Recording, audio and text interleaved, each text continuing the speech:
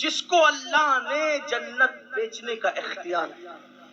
ایک مرتبہ امام جعفر صادق کے پاس ان کا ایک پڑوسی آیا اور کہنے لگا حضرت مجھے گھر بیچنا ہے، میں گھر بیچنا چاہتا ہوں۔ فرمایا ٹھیک ہے ہمیں بیچ دو۔ حضرت قیمت؟ فرمایا کہ یہاں اگر تم یہ گھر مجھے بیچ دو گے تو اس کے بدلے میں تمہیں جنت میں گھر دوں گا۔ یہ مالک جنت کی اولاد کے لہجے ہیں، ہم تمہیں جنت میں گھر دے دیں گے۔ کہا حضرت لیکن اس دور کے لوگ بھی کتنے سچے سچے تھے، عقیدے کے اچھے تھے، اور کہا حضرت دستاویز تو تیار کرنی ہوگی نا، تو آپ ہمیں لکھ کے دے دیں، گھر آپ کا ہم لکھ کے دیتے ہیں، جنت ہماری آپ لکھ کے دیں۔ امام جعفر صادق نے لکھ دیا، ہم نے اس سے گھر لیا، اس کے بدلے میں جنت دی۔ اور حج کے ایام آئے، امام جعفر صادق چلے گئے حج کے لیے۔ کہاں گئے؟ حج کے لیے۔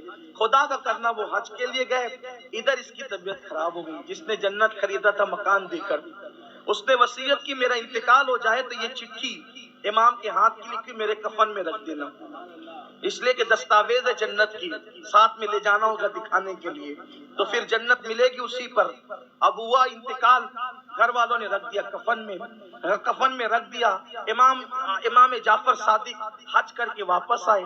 جب حج کر کے واپس آئے تو اس کے جو وارث تھے ان کی نیت خراب ہو گئی، وہ سب کے سب چلے آئے امام کے پاس، کہنے لگے واہ صاحب آپ نے تو ہمارا گھر لے لیا، ہمارے گھر پہ قبضہ کر لیا۔ امام نے فرمایا ہم نے قبضہ نہیں کیا، ہم نے خریدا ہے اصول کے مطابق۔ کہا کتنے میں خریدا؟ کہا پوچھو۔ کہا اس کا تو انتقال ہو گیا، ہم اس کے وارث ہیں۔ کہا دیکھو ہم نے اس کو جنت میں محل دیا تھا اور یہاں کا گھر خریدا تھا۔ تو کہا وہ دستاویز لکھ کر دی تھی۔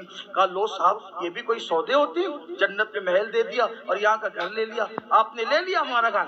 فرمایا امام جعفر صادق نے سودا تم سے نہیں کیا تھا، سودا جس سے کیا تھا اب جا کر اس سے پوچھو کہ میں سودے میں سچا ہوں کہ نہیں۔ کہا لو صاحب یہ بھی کوئی بات ہوئی، وہ تو مر کے قبر میں چلا گیا، ہم اس سے کیا پوچھنے جائے۔ فرمایا جاؤ تو صحیح، جاؤ تو صحیح۔ اللہ اکبر کا سیرت نگار لکھتے جب وہ پہنچے اس کی قبر پر تو جو چٹھی انہوں نے اپنے ہاتھ سے اس کے کفن میں رکھی تھی وہ چٹھی اس قبر پر پڑی ہوئی تھی۔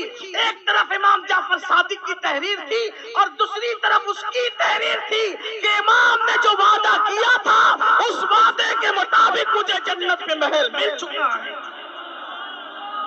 یہ امام جعفر صادق ہے، اہل بیت کے چھٹے امام۔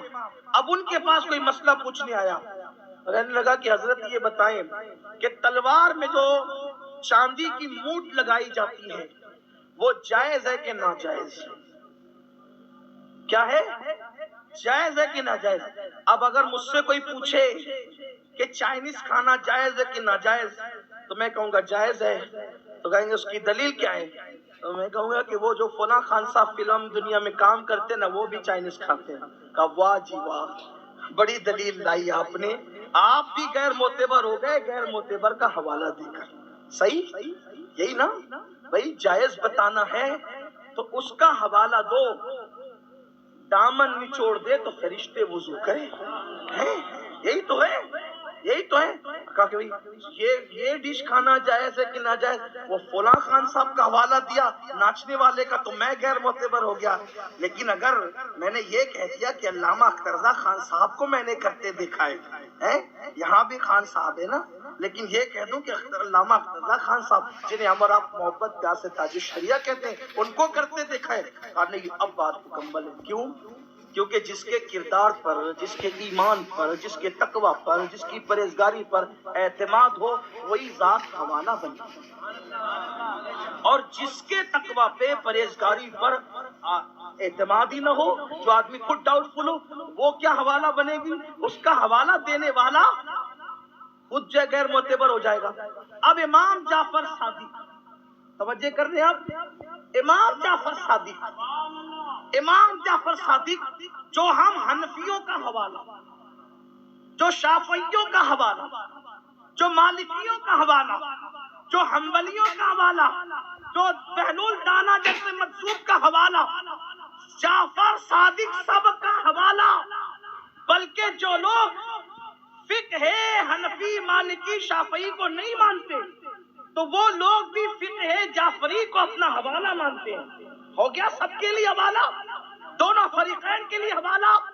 اب امام جعفر صادق سب کے لیے حوالہ. شیعہ سنی سب کا حوالے کا نام ہے جعفر صادق. وہی پر امام اعظم, وہی پر داتا علی ہجوری, سب وہی جو سب کا حوالہ ہے امام جعفر صادق. ان کا حوالہ کون ہے؟ ان کا حوالہ کون ہے؟ وہ کس کو دلیل بناتے ہیں؟ وہ کس کو دلیل مانتے ہیں؟ آنے والا پوچھتا ہے چاندی کی مونٹ تلوار میں بنانا کیسا؟ فرماتے امام جعفر صادق جائز ہے. فرماتے جائز ہے. پوچھنے والے نے پوچھا دلیل؟ فرمایا ابو بکر صدیق نے اپنی تلوار میں چاندی کی مونٹ لگائی تھی, تو چونکہ انہوں نے لگائی تھی اس لیے جائز ہے. پتا چلا جعفر صادق کا مسلک یہ ہے. کام کیا ہوا اس کا مجھے کوئی خبر نہیں. ابو بکر غلط نہیں کر سکتے.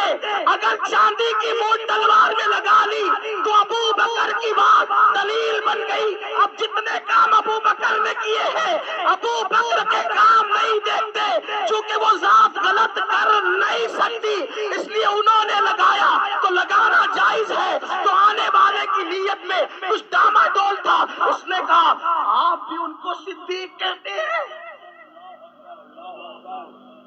آپ بھی ان کو صدیق کہتے ہیں.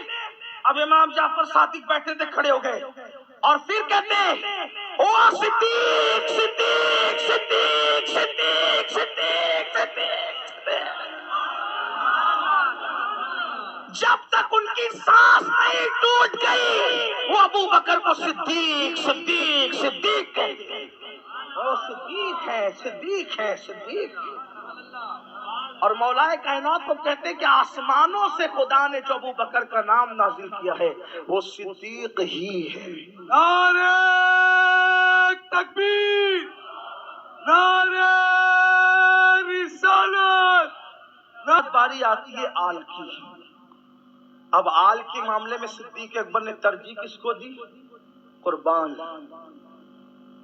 آپ کی بڑی مشہور روایت ہے, آپ کا بیٹا ایمان لانے کے بعد صدیق اکبر کے ساتھ اس کی بابا بدر کا میدان کتنا بھیانک اور دردناک تھا. ایک طرف باپ, دوسری طرف بیٹا, ایک طرف چچا, دوسری طرف بھتیجا, ایک طرف ماموں, دوسری طرف بھانجا. یہ حضور کے صحابہ ہیں. میرے عزیزو, نبی کے لیے کوئی داماد نہیں چھوڑتا یار, انہوں نے اپنا باپ چھوڑا ہے. جو شہر میں کعبہ تھا, کعبہ وہ شہر چھوڑا. ہمیں کعبے سے کیا مطلب, محبوب گیا تو ہم بھی چلے جائیں. یہ صحابہ ہیں, لوگ ان کا کردار آج مشکوک کر رہے ہیں جنہوں نے کعبے والا شہر چھوڑا, اللہ کے نبی کے لیے مال چھوڑا. اور یہ تو صدیق اکبر ہے. امام طبری لکھتے ہیں کہ ایک بار صدیق اکبر یوں آستین چڑھا کے تھر تھر کانپتے ہوئے بارگاہ مصطفیٰ کریم میں حاضر ہوئے. سرکار نے کہا یہ تیری حالت کیا ہے ابو بکر؟ عرض کی حضور وہ ابو قحافہ ہے نا, ابو قحافہ میرا باپ, آج اس نے آپ کے خلاف کوئی جملہ کہہ دیا, اب اس کو میں نے ایک مکہ مارا ہے, وہ گر کے بے ہوش پڑا ہوا ہے, آیا اس لیے ہوں اجازت دیں اس کو قتل کر دوں, یا اس کو قتل کر دوں اس کی اجازت دیں, یا پھر دعا کرے کہ وہ ایمان لے آ کر وہ بھی عاشق رسول بن جائے. رحمت للعالمین کے ہاتھ اٹھ گئے, کہنے لگے اللہ اسے ایمان کی دولت. پھر صدیق اکبر کا مقدر یہ ہو گیا کہ ان کے ابا بھی صحابی, ابو بکر صدیق خود بھی صحابی, ان کے بیٹے بھی صحابی, ان کے پوتے بھی صحابی.